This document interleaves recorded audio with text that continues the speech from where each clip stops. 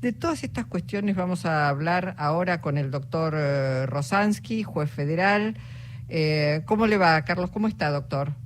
¿Qué tal, Luisa? Un gusto para mí. Bueno, acá estamos con Jorge Alperín para Hola, hablar Jorge.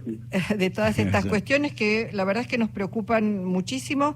Es de una gravedad inusitada. Todos los días nos sorprendemos porque pensamos, no, esto es el límite. No hay límite para la justicia que trabaja para un sector del poder, ¿no? No, absolutamente de acuerdo. Yo creo que es en realidad una suma de gravedades, Luisa. Uh-huh. Cada una bueno, lo que vos mencionabas, tanto el tema de la investigación del atentado como lo que está pasando en la Corte, yo no recuerdo, sinceramente, mirá que hemos pasado tantos años de problemas en la Argentina, yo no recuerdo una actitud tan cínica y tan descarada dentro del Poder Judicial. No lo recuerdo, hago un esfuerzo, pero no lo recuerdo, y es algo que va a haber que sentarse a pensar por qué está pasando. Me refiero al descaro, sí. El descaro en la actitud, en los fallos. Claro, esto marca un nivel de impunidad que, bueno, deja a toda la ciudadanía.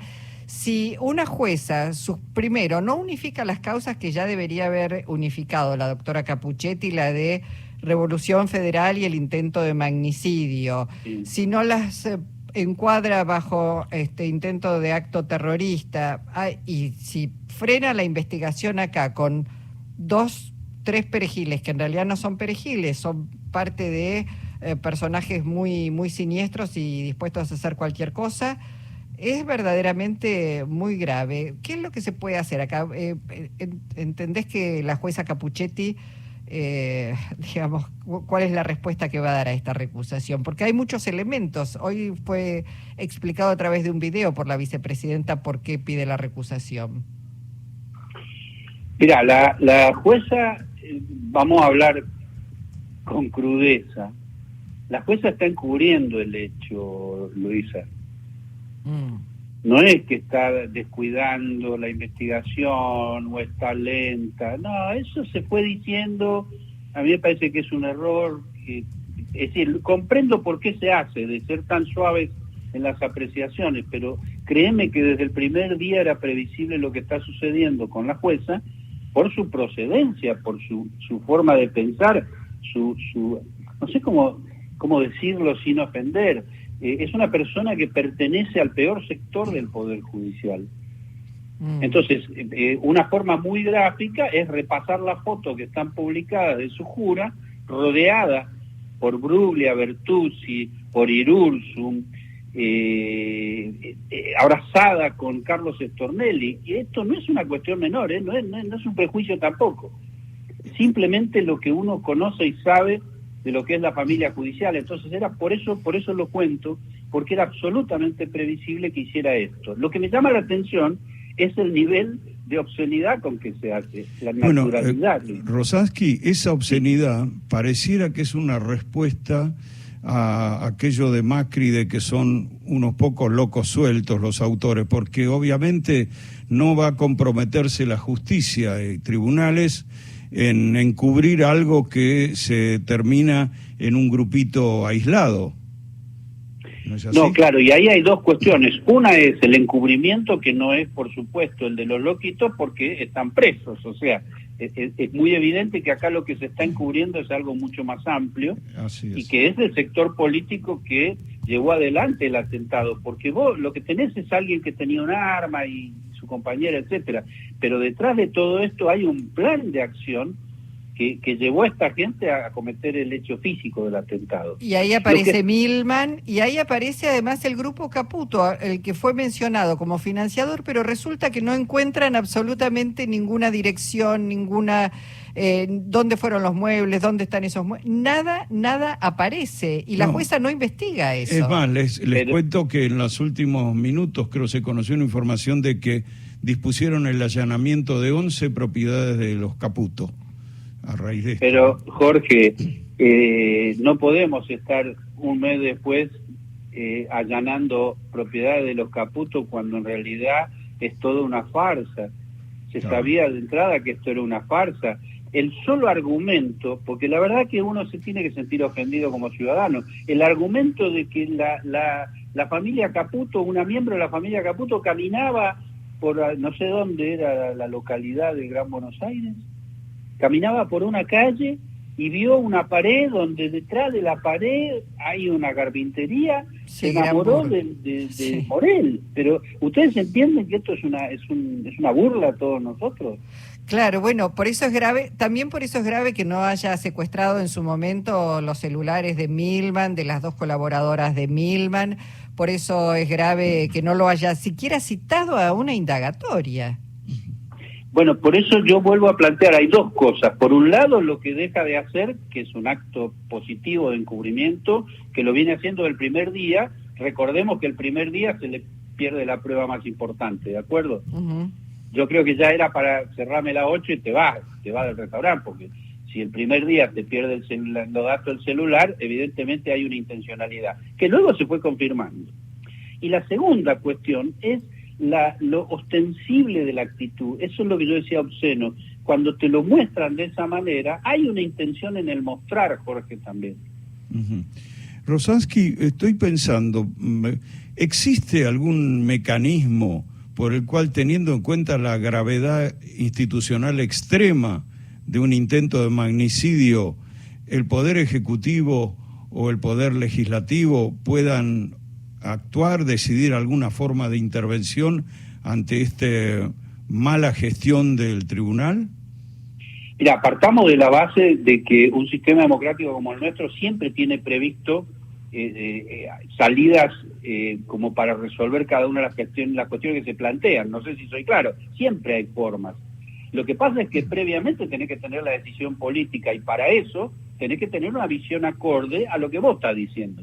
Porque para vos era un hecho de gravedad, como lo estás explicando, para Luisa, para mí, o para la mitad del país, pero para otra gente no. Y estoy incluyendo al presidente de la Nación, en que no. Porque no se le ha dado la importancia que tenía como cuestión de Estado, y en consecuencia las medidas a las que alude Jorge no van a llegar.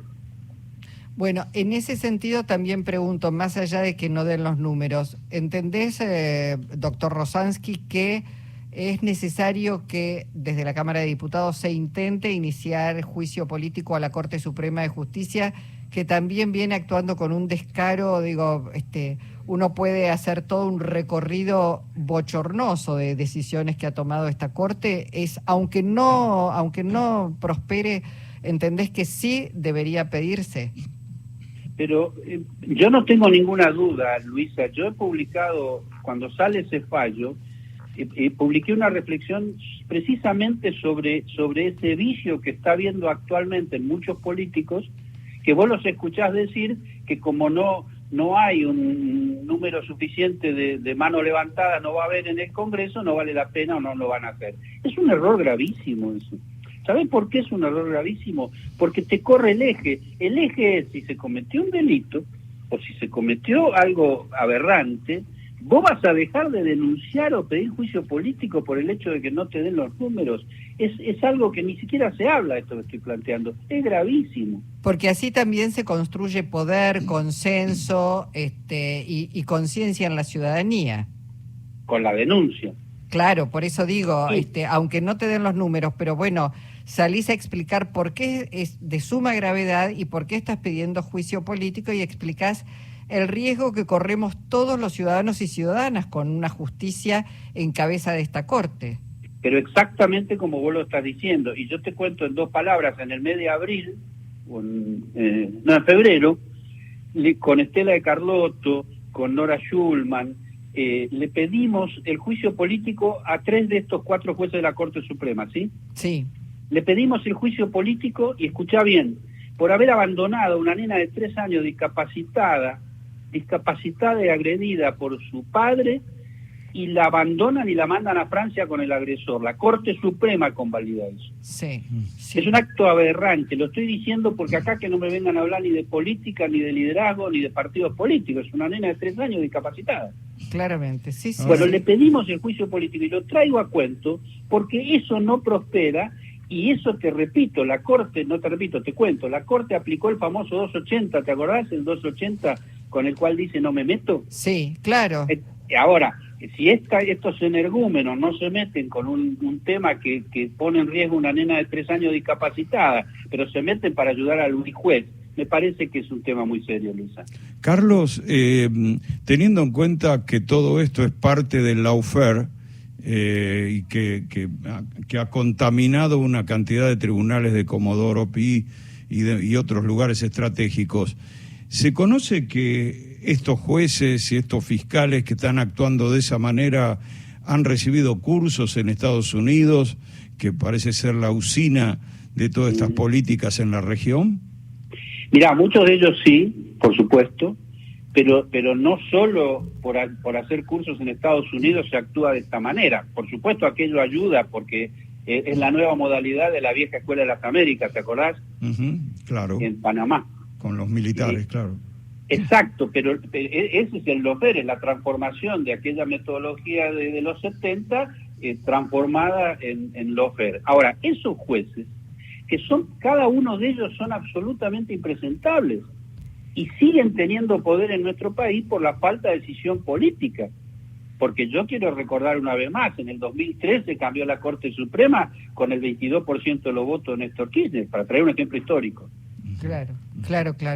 Bueno, gravísimo, vamos a ver qué es lo que pasa en las próximas horas, pero como decimos, no dejamos de sorprendernos, sobre todo también por la reapertura de una cantidad de causas donde la expresidenta ya había sido sobreseída y ahora vuelven, digo, es de una perversidad, de una persecución tan obscena que realmente, la quieras o no la quieras a Cristina Fernández de Kirchner, es intolerable. Es lo mismo que han hecho con Milagros Salas, ¿eh?